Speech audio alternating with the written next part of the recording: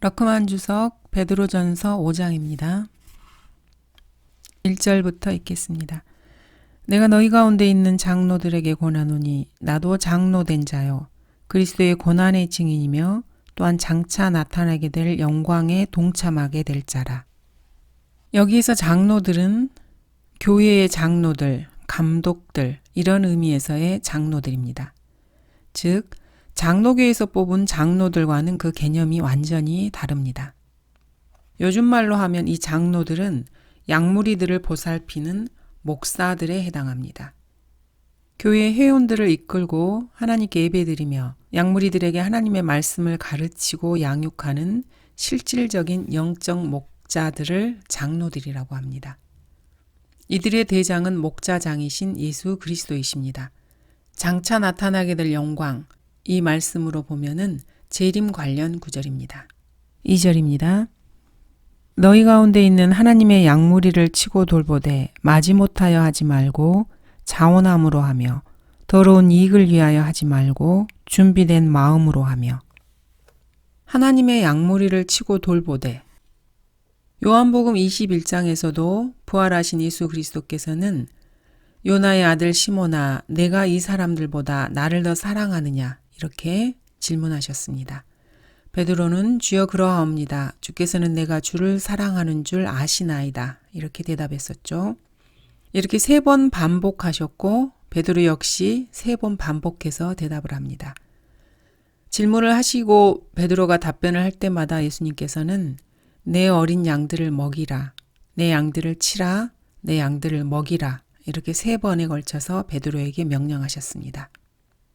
그러므로 양무리를 치고 돌본다는 말은 시몬 베드로에게 있어서는 아주 귀에 익숙한 말로 주님을 기억할 때마다 마음에 떠오르는 특별한 정감이 서려 있는 그런 말씀이었을 것입니다.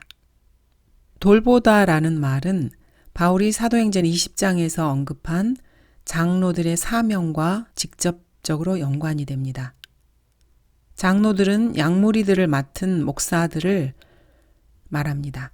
하나님의 양들을 섬기고 돌보고 지도하고 하나님께 예배드릴 때 마지못하여 하지 말고 자원함으로 하며 더러운 이익을 위하여 하지 말고 준비된 마음으로 사역에 임해야 한다. 이렇게 베드로는 훈계를 하고 있습니다. 자원함이라는 말은 자신을 온전히 다 들여서 한다는 말입니다.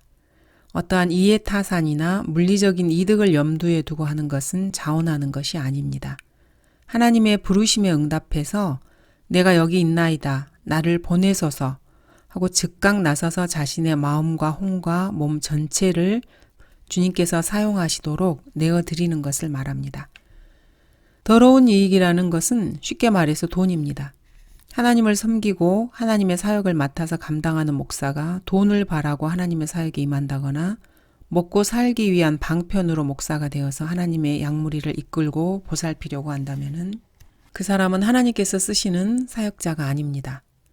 목사는 양무리들을 이끌고 하나님께 경배드리는 일, 복음을 전파하는 일, 양들에게 진리의 말씀을 가르치고 양육하는 일, 그리고 양들의 풍성한 영적 삶을 돕는 일, 그런 일 자체가 하나님만을 섬기는 일에 집중되고 먹고 사는 문제는 완전히 하나님께 막힌 채 살아가는 사람, 그런 사람이어야 합니다. 이러한 목사가 하나님께서 쓰시는 진정한 사역자입니다. 준비된 마음으로 한다는 것은 그릇된 동기가 아니라 올바른 동기에서 한다는 뜻입니다. 3절 하나님께서 맡겨주신 자들을 지배하려 하지 말고 오히려 양무리의 본이 되라. 사역자는 양무리에게 군림하면서 그들을 지배하는 독재자가 아닙니다. 하나님을 섬기는 일이나 하나님의 말씀을 읽고 공부하고 순종하는 일이나 복음 전파나 구령하는 일, 이뿐 아니라 가정생활과 사회생활 모두에 있어서 양무리의 본이 되어야 합니다. 모든 면에서 양무리의 본이 되기 위해서 항상 노력하고 기도하는 목사는 처음부터 양무리의 지배자로 군림할 수 없는 사람입니다. 반대로 양무리에게 군림해서 양무리들을 지배하고자 하는 목사는 아무리 언행을 주의하고 가면을 쓴다 해도 그들의 본이 될 수는 없습니다. 목사는 기본적으로 섬기고 보살피는 사람입니다. 섬기고 보살피는 사람은 다른 사람에 대한 지배욕을 갖지 않습니다. 다른 사람에게 자기를 섬기고 보살핌을 받으려고 할 때 나오는 것이 지배욕이기 때문입니다. 목사는 반드시 자기 자신을 주님의 권위 위에 올려놓게 되기 때문에 목사의 말을 하나님의 말씀 위에 올려놓게 되면은 사람들이 성경을 멀리하고 목사의 말에 끌려다니게 됩니다. 이런 교회에서는 주님께서 나와 버리십니다. 주님께서는 인자도 섬김을 받으려고 온 것이 아니라 섬기러 왔고 또 많은 사람을 위하여 자기 생명을 몸값으로 주려고 온 것이라고 말씀하십니다. 너희 가운데 누구든지 크게 되고자 하는 자는 너희를 섬기는 자가 되어야 하고 너희 중에 누구든지 으뜸이 되고자 하는 자는 너희의 종이 되어야 하느니라고도 말씀하셨습니다. 사역자는 종이 되어야 합니다. 양모리를 치고 보살피며 본이 되는 목사가 해야 할 유일한 일입니다. 주님께서는 섬기러 오셨기 때문에 양모리를 섬기고 보살피는 목자셨습니다. 주님께서는 친히 자신을 나는 선한 목자라라고 하셨습니다. 그리고 어떤 사람이 선한 목자인지 설명해 주십니다. 나는 선한 목자라. 선한 목자는 양들을 위하여 자기 생명을 내어놓으나 삭구는 목자가 아니요 양들도 자기 양들이 아니므로 이리가 오는 것을 보면 양들을 버려두고 도망치느니라. 삭군이 도망치는 것은 그가 삭군이기 때문이며 따라서 양에 대해서는 관심이 없느니라. 4절입니다. 그리하면 목자장이 나타나실 때 너희가 시들지 않는 영광의 면류관을 받으리라. 영광의 면류관은 신실한 장로들, 목사들이 받는 면류관입니다. 영광의 면류관은 실제로는 목사들의 몫입니다. 목사는 아니더라도 하나님의 말씀을 가르치는 일에 쓰임받는 사람들도 목자장이 나타나실 때 이 면류관을 받습니다. 목자장은 주님이십니다. 목사들은 목자장 밑에 있는 부하 목자들인 셈입니다. 5절입니다. 이와 같이 너희 젊은이들아 장로에게 복종하라. 너희 모두가 서로 복종하고 겸손함으로 옷 입으라.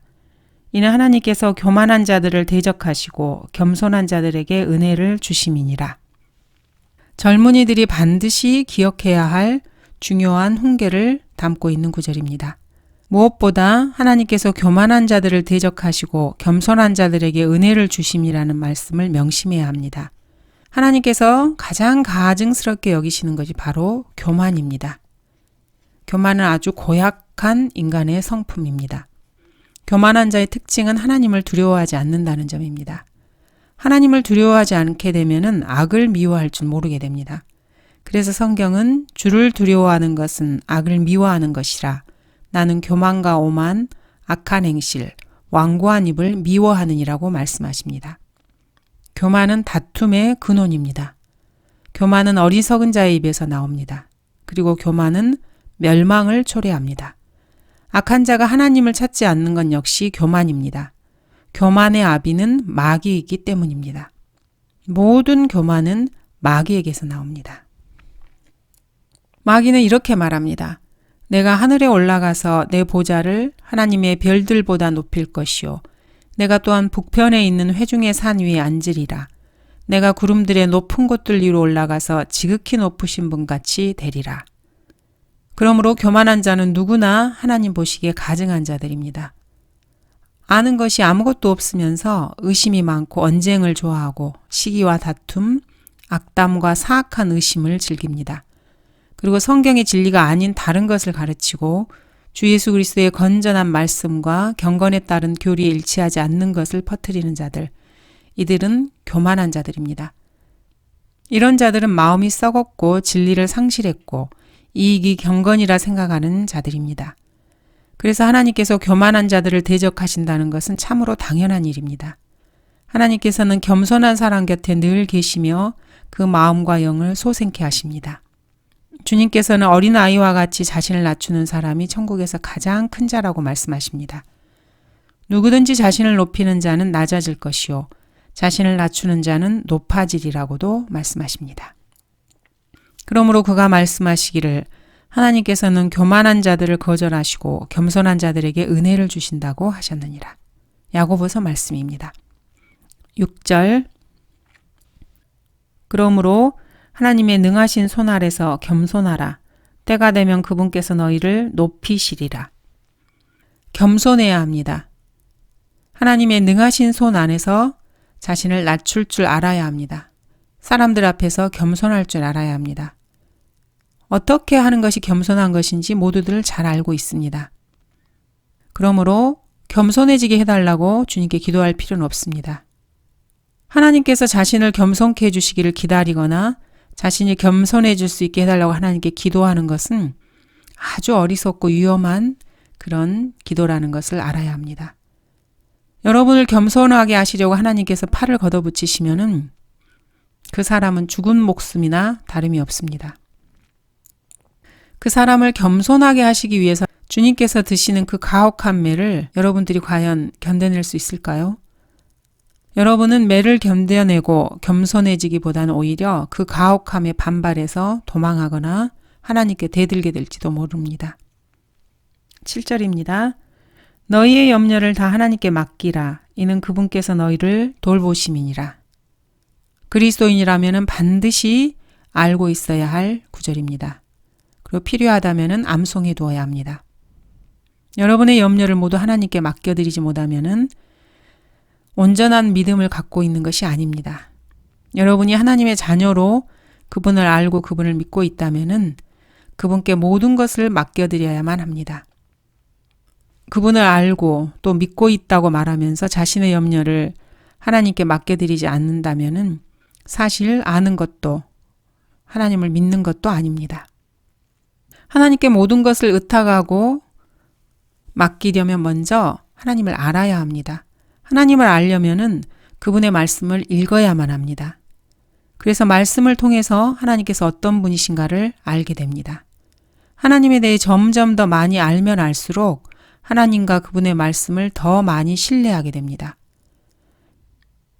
여러분이 하나님을 얼마나 알고 있느냐에 따라서 여러분이 하나님께 얼마나 의탁할 수 있느냐가 결정됩니다. 성경을 읽지도 않으면서 하나님을 안다고 말하는 사람은 거짓말하는 것입니다.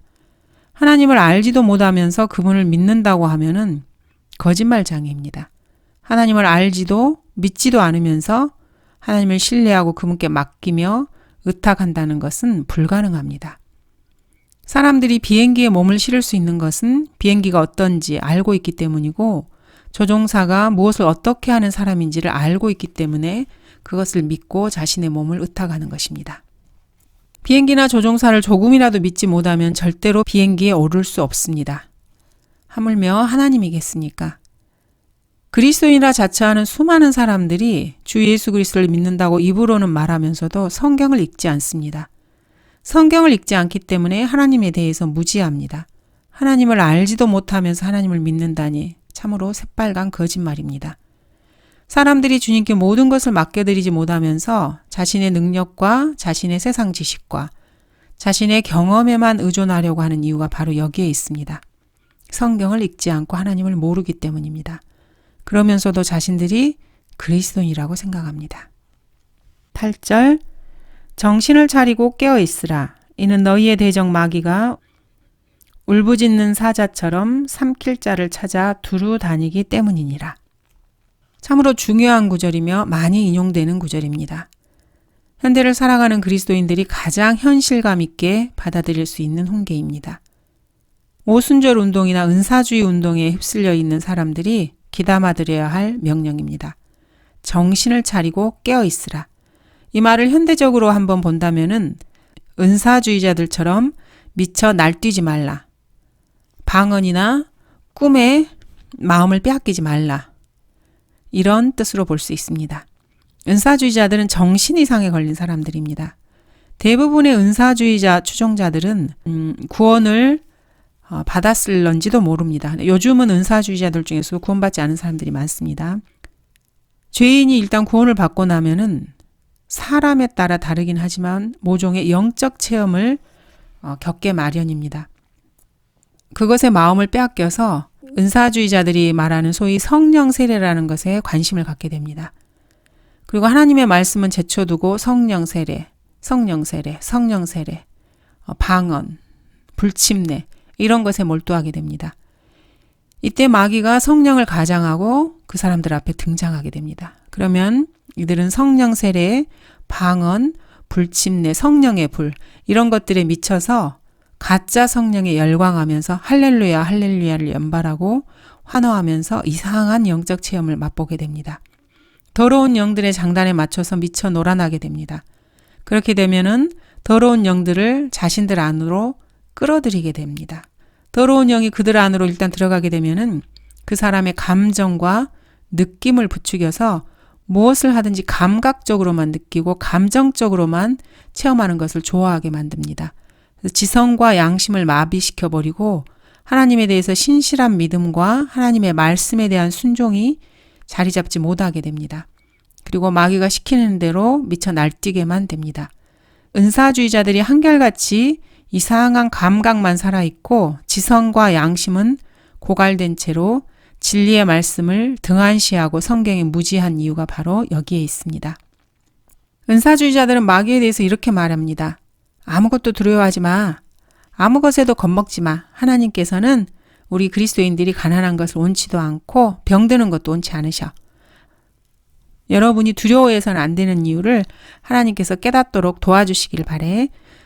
마귀를 두려워할 필요 없어. 마귀는 하나님의 원수일 뿐 아무것도 아니야. 마귀는 예수님 이름만 듣고도 벌벌벌 떠는 존재야.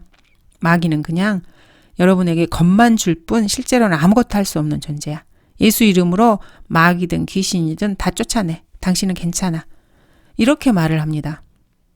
이 말을 듣는 그리스도인들은 마귀에 대한 두려움에서 해방되는 것보다는 더욱더 겁에 질려갑니다.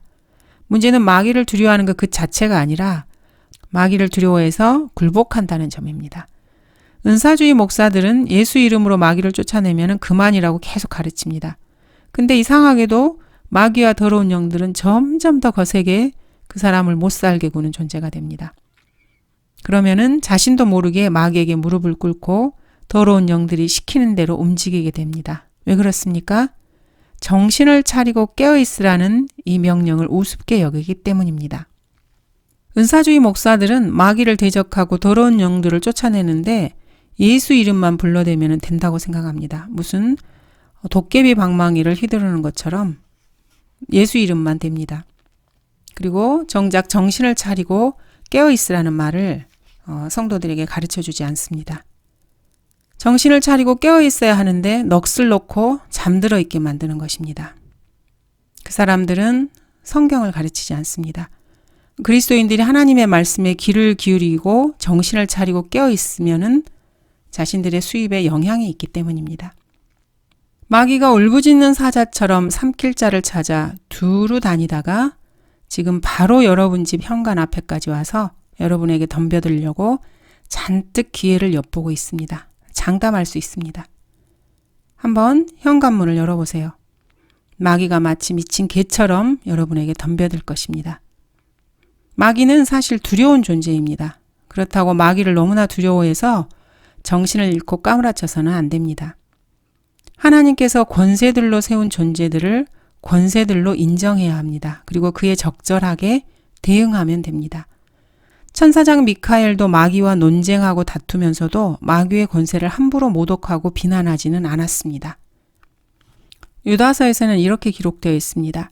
천사장 미카엘도 모세의 몸에 대하여 마귀와 더불어 다투며 논쟁할 때 감히 그를 모독하는 비난을 하지 아니하고 오직 주께서 너를 책망하시느니라고 말하였느니라.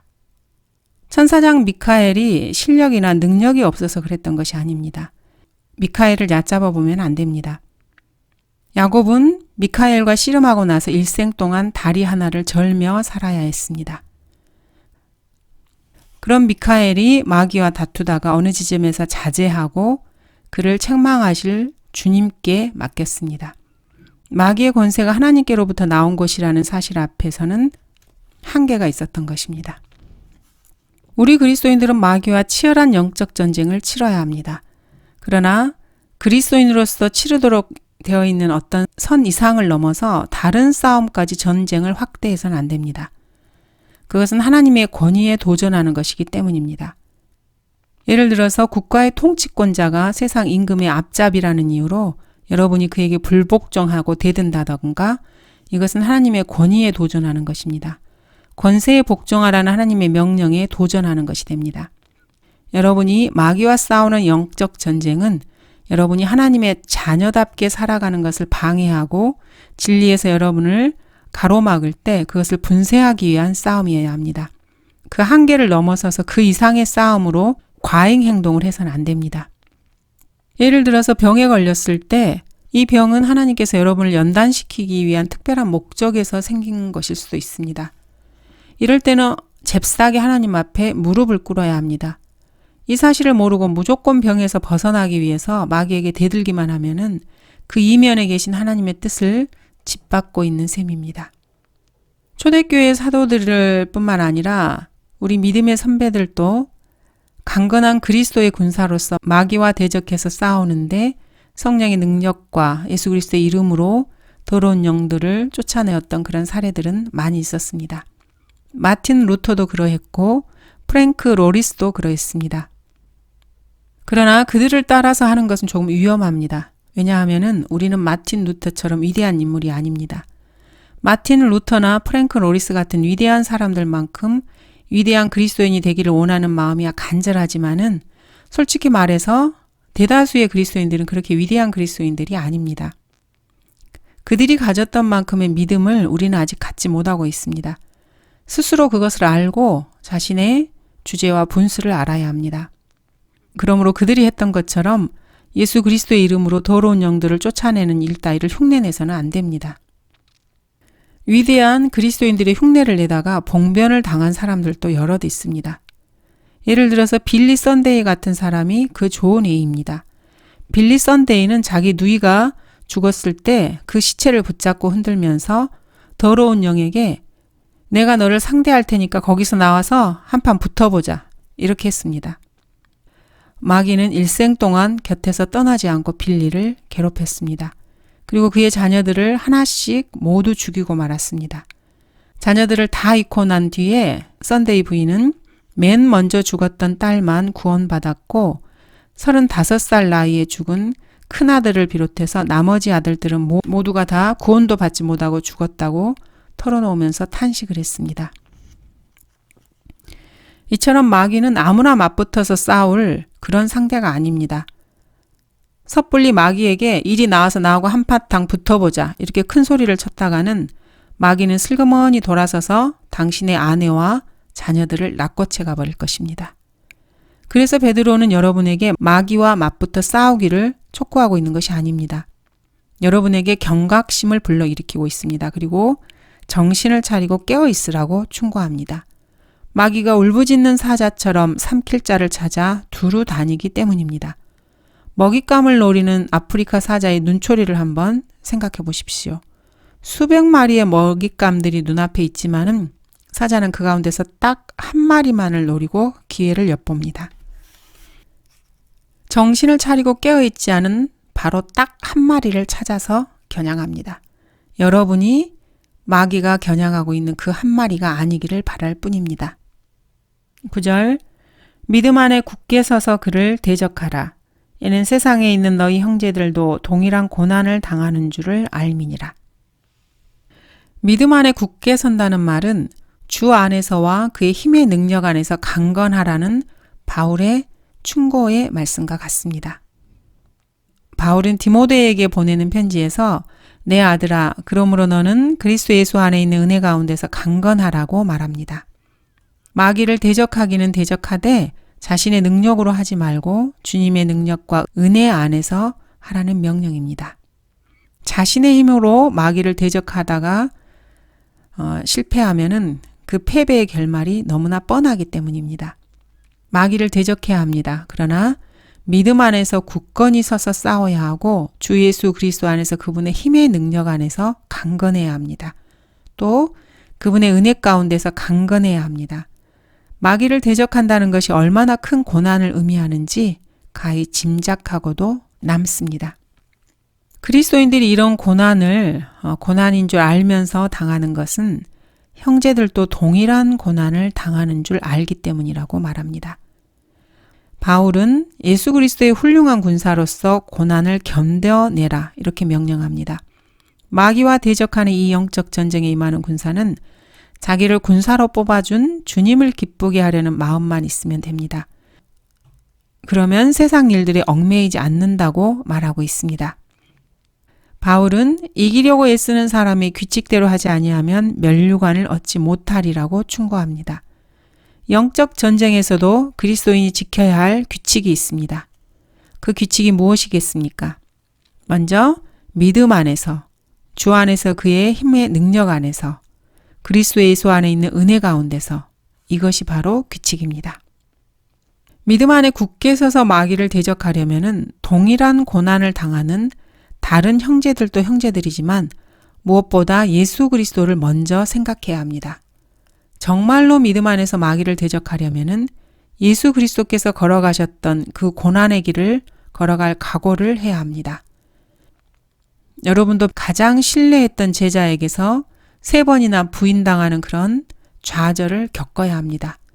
유다 이스카리ot이 했던 것처럼 은 30개에 팔리는 딱한 신세가 되기도 해야 합니다. 빌라도 앞으로 끌려가는 수모도 당해야 하고 가시관을 쓰고 십자가에 못 박혀 죽기까지 해야 합니다. 이것이 주님을 따르는 길입니다. 이런 각오가 되어 있는 여러분이라면 믿음 안에 굳게 서서 마귀를 대적할 수 있는 자질을 충분히 갖춘 신실한 그리스도인입니다. 10절에서 11절입니다. 그러나 모든 은혜의 하나님 곧 그리스도 예수로 인하여 그의 영원한 영광으로 우리를 부르신 분께서 너희가 잠깐 고난을 받은 후에 너희를 온전케 하시고 경고케 하시며 힘을 주시고 확고히 하시느니라. 그분께 영광과 권세가 영원 무궁토록 있을지어다. 아멘. 그리스도인들이 마귀와 싸우느라고 고난을 당하긴 해도 이 고난은 잠깐입니다. 이 잠깐의 고난이 지나면은 주님께서 온전케 하시고 경고케 하시며 힘을 주시고 확고히 하십니다. 성숙한 그리스도인이 되는 것입니다. 이는 그리스도인들의 특권이기도 합니다. 여러분이 그리스도인으로 거듭난 사람이기 때문에 그리고 그리스도인이기 때문에 주 예수 그리스도 안에서 이러한 특권을 누릴 수 있습니다. 이것이 바로 하나님의 참된 은혜입니다. 12절입니다. 신실한 형제 실로아노를 통하여 내가 생각했던 대로 너희에게 간단히 썼노라. 이것이 하나님의 참된 은혜임을 공고하고 증거하노니 너희는 그 안에 서 있느니라. 시몬 베드로는 여기서 유대인을 위한 하나님의 경륜을 설교하고 있는 것이 아닙니다. 바울이 전파한 하나님의 참된 은혜를 설교하고 있습니다. 이 은혜는 믿음으로 말미암아 하나님의 은혜로 구원받는다고 할 때 그 은혜를 말하는 게 아닙니다. 이 은혜는 개인의 구원을 가져온 그런 은혜를 말하는 것이 아니라 바울이 갈라디아서 5장 4절에서 말한 은혜입니다. 율법으로 의롭게 된 너희는 누구든지 그리스도가 무용하게 되고 은혜로부터는 떨어져 나갔느니라. 여기에서도 은혜가 나옵니다. 이 구절은 많은 사람들이 그리스도인들이 구원을 상실할 수 있다는 증거 구절로 내세우고 있습니다. 그래서 이 구절을 아예 너희는 그리스도로부터 끊어져 나갔느니라 이렇게 고쳐버린 성서도 있습니다. 구원을 상실할 수 있다는 이단 교리를 정착시키려고 이렇게 한 것입니다. 그 후에 RSV나 ASV, NASV 이런 등등의 역본들이 이 이단 교리를 따라갔습니다. 그러나 성경이 여기서 말씀하시는 것은 그런 은혜가 아닙니다. 이는 사도행전 13장에서 말씀하시는 하나님의 은혜 안에서 꾸준히 있으라 라는 이 말씀의 의미에서의 은혜입니다. 예를 들어서 여러분이 모든 것을 필요한 대로 가질 수 있고 다른 사람에게도 나눠줄 수 있으면은 이것은 여러분에게 베푸신 하나님의 은혜입니다.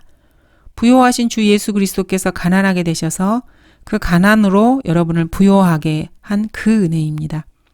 이 은혜는 여러분의 유익을 위해서 여러분에게 일시적으로 베풀어지는 것입니다.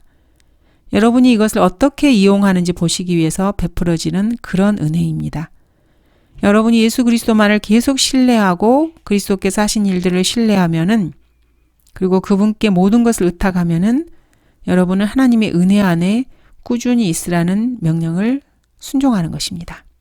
그리고 은혜로부터 떨어져 나가지 않고 그리스도가 무용하게 되지 않고 아주 유용하게 활용되고 있는 것입니다. 사실 여러분들이 이방인으로서 주 예수 그리스도를 영접하기 전에도 하나님의 은혜 안에 꾸준히 있으라는 말씀을 들었습니다. 로마서 11장 11절에서 25절 이 부분에서는 하나님께서 이방인들에게 주시는 이런 은혜에 대해서 말씀하고 있습니다. 이렇게 이미 은혜가 주어졌던 것입니다. 그런데도 끝내 그리스도를 거부하게 되면은 은혜로부터 떨어져 나가게 됩니다. 그리스도를 영접하면 그 은혜로 구원받고 그 은혜 가운데 계속 머물러 있지만은 구원받은 다음에라도 여러분들이 자신의 행위로 의를 드러내고 싶어 하면은 그때는 그리스도가 무용하게 되어서 하나님의 은혜에서 스스로 떨어져 나간 것이 됩니다. 구원을 상실한다는 말이 아닙니다. 하나님의 은혜를 저버린다는 말입니다. 여러분이 구원받았을 때 그리스도 안에 있게 되었고 그리스도의 몸의 일부가 되었습니다. 그런 사람이 그리스도의 몸을 찢거나 훼손해 가면서 거기서 떨어져 나온다는 것은 불가능합니다. 그러나 그 은혜를 스스로 저버리게 되면은 그리스도 안에 들어가 있는 은혜의 보람이 없이 그리스도의 몸의 일부로서 누려야 할 특권을 누리지 못하게 됩니다. 그래서 은혜가 쓸모없게 되는 것입니다. 그리스도가 무용하게 되는 것이지요. 하나님의 참된 은혜라는 것은 이런 의미에서 은혜를 말합니다. 13절입니다. 너희와 함께 택함을 받은 바벨론에 있는 교회와 내 아들 마르코도 너희에게 문안하느니라. 여기서의 바벨론은 지리적인 실제적 바벨론을 말합니다. 베드로는 이방인의 땅인 바벨론으로 가서 그곳에서도 전파했습니다. 그곳에는 구원받은 유대인들과 이방인들의 교회가 있었습니다. 베드로는 그곳에 가서 사역하고 있는 중에 폰토, 갈라디아, 가파도키아, 아시아와 비두니아에 흩어져 있는 타국인들, 곧 그리스도의 핏부림으로 택함받은 자들에게 이 편지를 쓰고 있는 중입니다. 리빙 바이블에서는 베드로가 로마에 있었다는 로마 카톨릭 측의 주장을 뒷받침하기 위해서 이 바벨론을 노마로 고쳐버렸습니다. 바벨론을 로마로 고쳤다고 해서 베드로가 로마에 있지도 않았고 그곳에 간 적도 없던 사실이 달라지는 것은 아닙니다. 베드로는 로마가 아니라 오히려 그 반대편에 가 있었습니다. 로마 카톨릭은 베드로가 로마에 있었다고 억지로 주장을 펴니다. 그리고 이 구절을 근거로 내세웁니다. 그러나 이 구절은 베드로가 로마에 없었다는 것을 입증하는 근거 구절입니다. 그리스도의 핏부림으로 택함받은 이것은 칼빈주의자들의 구원 애정설과는 전혀 관계가 없습니다. 하나님 아버지의 미리 아심을 따라서 된 것입니다. 이는 그리스도인들이 구원받은 다음에 이루어지는 택함입니다.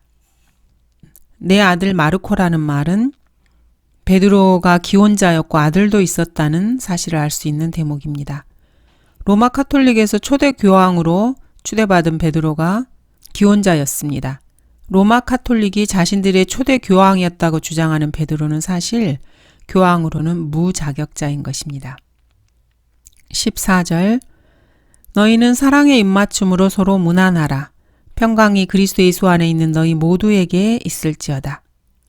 서로 문안한다라는 이 말은 마귀를 대적하면서 고난의 삶을 살아가고 있는 그리스도인들이 기회 있을 때마다 해야 될 일입니다. 마귀가 울부짖는 사자처럼 삼킬자를 찾아 두루 다니고 있기 때문에 그리스도인들은 항상 위험에 노출되어 있습니다. 그러므로 서로 그리스도인들끼리 안부를 묻고 사랑의 입맞춤으로 최상의 인사를 나누어야 합니다. 그리스도 안에서 한 형제된 사람들 간의 사랑을 드러내는 것은 지극히 당연합니다. 바울은 이 입맞춤을 거룩한 입맞춤이라고 말하고 있습니다. 감사합니다.